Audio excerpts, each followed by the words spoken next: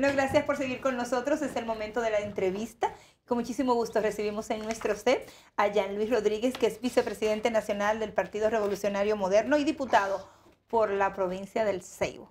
¿Ya? Dicho sea de paso, mudamos a Jean Luis para esta escena. Bendecido, de verdad, muy Bienvenido. buenos días. Agradecido poder compartir con dos damas talentosas de los medios de comunicación que aportan cada mañana al pueblo dominicano desde este espacio. Al contrario, gracias por estar con nosotros, sobre todo en medio de tantos temas interesantes a nivel del Congreso y también a nivel de los partidos. Pero empecemos por la Cámara de Diputados a propósito de la reiteración que dieron respecto a la capacidad de la Cámara de Cuentas de aumentarse los salarios, algo que ha sorprendido a muchos y que también ha generado críticas adicionales. Esa fue una posición que podríamos decir que fue muy particular de los diputados.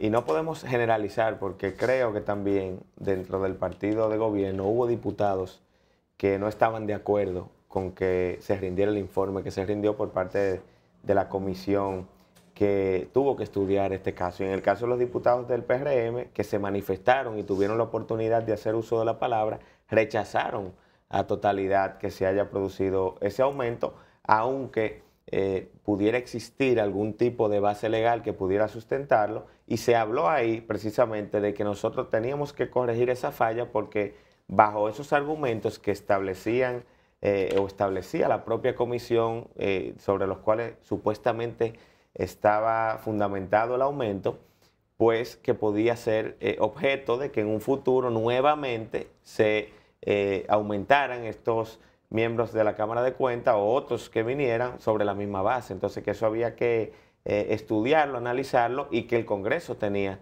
que de alguna manera regular o establecer algún tipo de criterio parámetro para que no se sigan produciendo este tipo de hechos. Bueno, algunas entidades de la sociedad civil, por ejemplo, FINUS, entienden que no solamente debió regularse, sino que debió revocarse. Bueno, en el caso del Congreso, ustedes saben que tiene muchas facultades, y creo que es la tarea esencial o fundamental del Congreso, que es lo que tiene que ver con la fiscalización, pero lamentablemente, y en el caso de nosotros los PRMistas, muchas veces nos sentimos agobiados porque con temas que son importantes, no solamente para nuestras comunidades, como es el caso de una denuncia que ustedes recordarán, que nosotros hicimos con respecto a la construcción de la carretera El Ceibo-Miches, donde pedíamos que se abriera una investigación porque fue una obra que costó 694 millones de pesos y en menos de 2 años la obra está prácticamente totalmente destruida. Yo decía, eso hay que investigarlo porque entendemos que hubo algún error en el diseño, en la construcción, en el uso de los materiales que se utilizaron ahí por parte de esa constructora, y el proyecto no ha sido ni siquiera puesto en agenda para ser conocido, o sea, está engavetado. Bueno, y lo denunciábamos, y eso es parte de la labor de fiscalización. Fiscalizar, sobre todo cuando existe una mayoría del Partido de la Liberación Dominicana que dirige en la Cámara de Diputados, en el Senado de la República, y no necesita para aprobación de muchas iniciativas o rechazar iniciativas con un sentido como el que yo te planteaba, pues es imposible para nosotros ejercer de manera eficiente el rol de fiscalización, que ahí entra también el tema de la Cámara de Cuentas. Hay que entender quién nombra la Cámara de Cuentas. Es ese mismo Congreso que nombra esa Cámara de Cuentas. Y quienes tienen usualmente... Por ternas que le llegan de...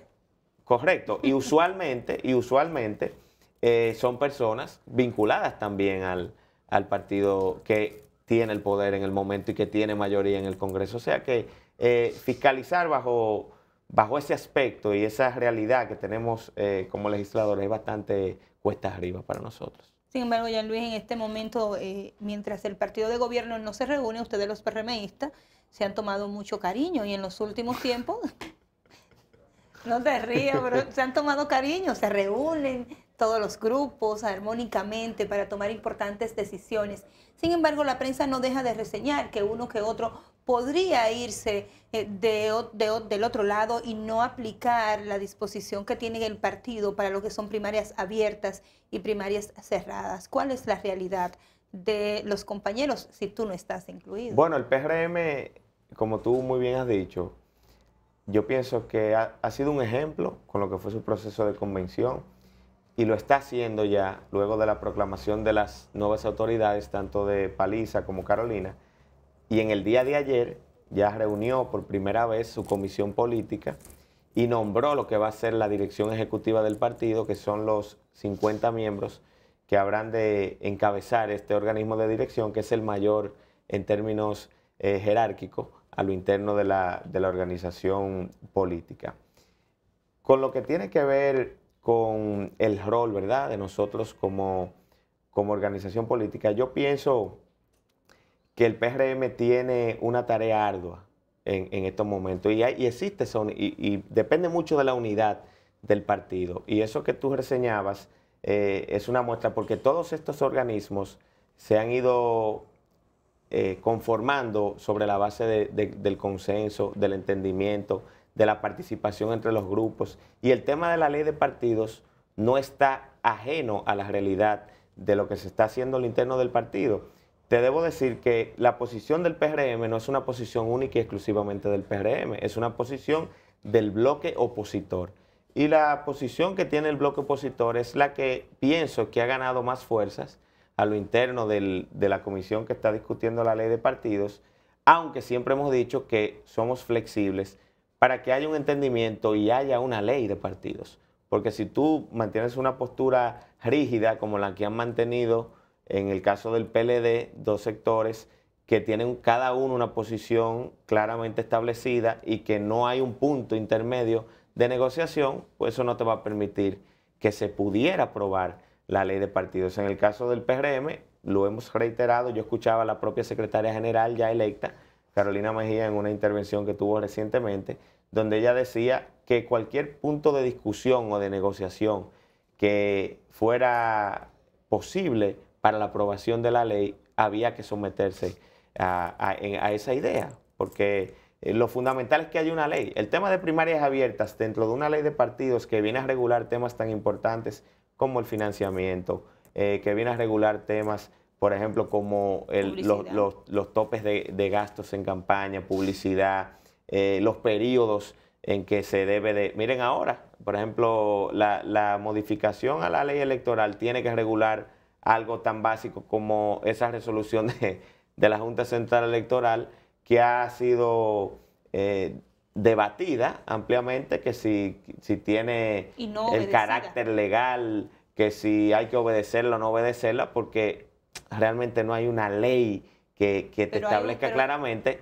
Pero existe un órgano rector. Correctamente, yo soy de los que creo que debe de acatarse esa decisión, pero digo, vienen los cuestionamientos que si tuviésemos realmente la ley electoral ya aprobada, modificada debidamente y que se regulen todos esos aspectos, ya no habría discusión. Bueno, pero que evidentemente el vacío legal es una responsabilidad de la clase política que no le interesa regular el tema. Correcto, tenemos muchas leyes que son prioritarias, que todavía se están discutiendo. En el caso me parece que hay unas 36 leyes que surgen a partir de la modificación a la Constitución y que deben de ser actualizadas en base a la actual Constitución, que aún no se ha hecho eso, y son como 36 iniciativas.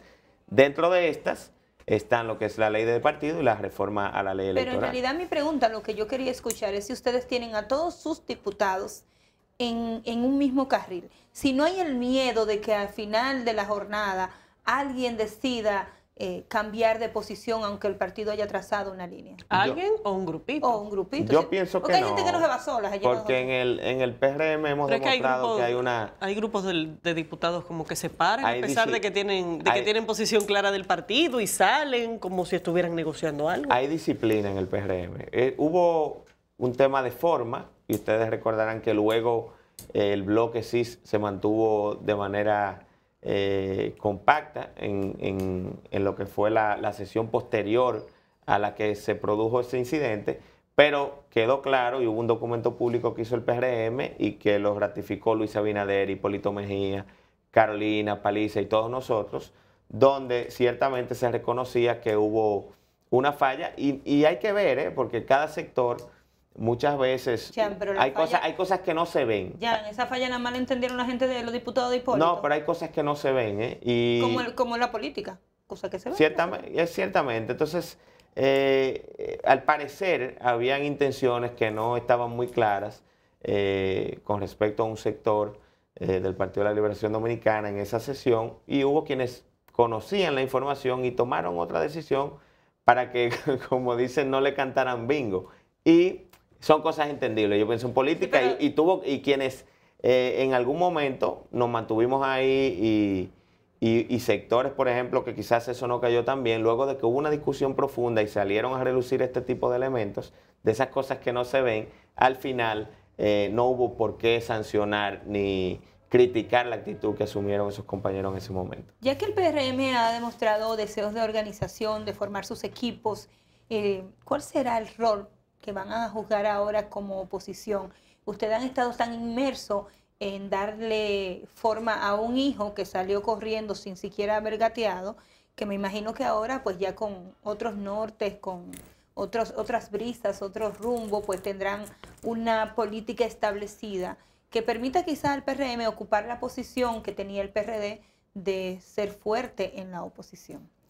Ayer en la reunión de la Comisión Política, debo decirte que el único tema posterior a lo que tuvo que ver con el nombramiento de los miembros de la dirección ejecutiva, que generó un amplio debate y que suscitó el apoyo colectivo de cada uno de los miembros de la Comisión Política, fue el tema de la oposición.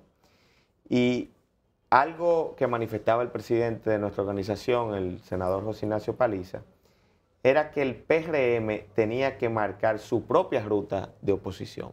No dejando a un lado el apoyo que hemos estado dando a organizaciones de la sociedad civil que han marcado una pauta de oposición en el país y que han sido moralmente y en términos participativos también respaldados por el Partido Revolucionario Moderno. Pero si algo quedó claro allí es que el PRM como partido, como fuerza política, como una estructura nacional que ya fue electa y es renovada prácticamente en todo el territorio nacional, ejemplo de eso somos nosotros, que fuimos electos vicepresidente, y así una cantera de jóvenes, hombres y mujeres en todo el territorio nacional, que seamos nosotros los que con esa fortaleza que tenemos en cada una de las comunidades, nos encarguemos a través de un plan de oposición que ya se ha empezado a elaborar y se están creando comisiones para esa labor, que marquemos la ruta a seguir de la oposición en la República Dominicana. Tenemos la gente, tenemos la fuerza, los temas sociales están ahí, que uno de ellos es el que hemos querido venir a tratar el día de hoy, por ejemplo, a propósito de tu proyecto, sobre una ley correctamente que estamos promoviendo. Todas las herramientas están ahí. Lo que necesitamos es definir una estrategia clara que ya se está diseñando. Reitero, se han creado las comisiones. Por ejemplo, ayer nosotros fuimos designados en una comisión que va a hacer un levantamiento de todos los locales del PRM para evaluar en qué condición están, dónde tenemos locales, dónde no tenemos, porque el PRM procura en los próximos años tener locales en cada uno de los municipios y distritos municipales de la República Dominicana. Antes de que pasemos al proyecto de ley, hoy, esta misma semana comentábamos cómo llama la atención el poco nivel de actividad productiva que tiene el Congreso. Evidentemente las comisiones se siguen reuniendo, las sesiones se siguen dando, pero a nivel de proyectos de ley fundamentales que puedan ser aprobados y que son necesidades legislativas, parecería que hay una inercia importante a nivel del Congreso. Mira, cuando uno llega al Congreso Nacional y tú ocupas una curul, tú te sorprenderías de muchas cosas que tú entiendes que deberían de ser diferentes, pero bueno, son realidades. Y una de esas realidades, por lo menos en el caso de Jean Luis Rodríguez, en su experiencia dentro de la Cámara de Diputados, es que no todo lo que sea correcto, que beneficie al país, que sean iniciativas que tú puedas promover, son iniciativas que van a tener las posibilidades de que sean conocidas o aprobadas. Te pongo, por ejemplo, un proyecto nuestro que perimió, lo reintroducimos, y es un proyecto que tenía que ver con la protección a testigos que denunciaran hechos de corrupción. Fue un proyecto que lo depositamos en la primera legislatura, cuando nosotros asumimos la diputación, y que perimió porque ni siquiera fue conocido, pero posteriormente a eso volvimos, lo introducimos y ahora le dieron un informe desfavorable. ¿Qué significa eso? Que cuando el proyecto desfavorable, que habían elementos, decían que ya cosas que el proyecto tenía estaban en otra ley, bueno, una serie que ahora tengo que revisarlo para ver cuáles son esos aspectos y bueno, y poder yo decir si pudiera incorporar los que no están en otra, bueno, rejugar con eso. Pero en lo que el hacha va y viene, como en buen dominicano decimos, el proyecto tiene un informe desfavorable. Si yo permitía que el proyecto fuera al hemiciclo a ser conocido, iba a ser rechazado, lógicamente.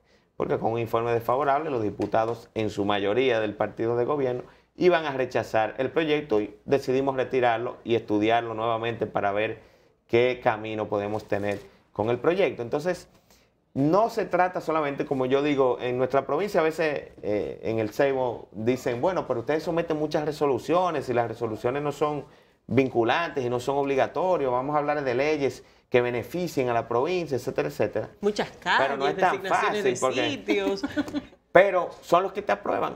Entonces es un tema de, a veces tú dices, caramba, yo quiero ser productivo y que aquí también se me aprueben los proyectos que nosotros introducimos, las resoluciones, a menos que sean resoluciones como la de fiscalización, que no me han aprobado ninguna, que ahí caigo en la idea de que el tema de la fiscalización, lamentablemente para uno... Bueno, para muestra un botón. Es imposible. Por eso no se aprueba la ley de partido. Pero las resoluciones, por ejemplo, nosotros nos aprobaron la construcción de una universidad en el Ceibo, que fue una resolución que sometimos, el tema de la terminación de los acueductos, que tienen más de 14 años que no se le ponen ni siquiera la mano a la mayoría de los acueductos de la provincia, entre otros temas. Pero yo le decía, por ejemplo, una ley interesante fuera una ley que crea algún tipo de incentivos para las empresas que inviertan en el Ceibo, por ejemplo, poniendo en perspectiva y tomando en cuenta que la propia Constitución dice que este tipo de leyes especiales deben de ser en beneficio de provincias que tengan menores posibilidades económicas.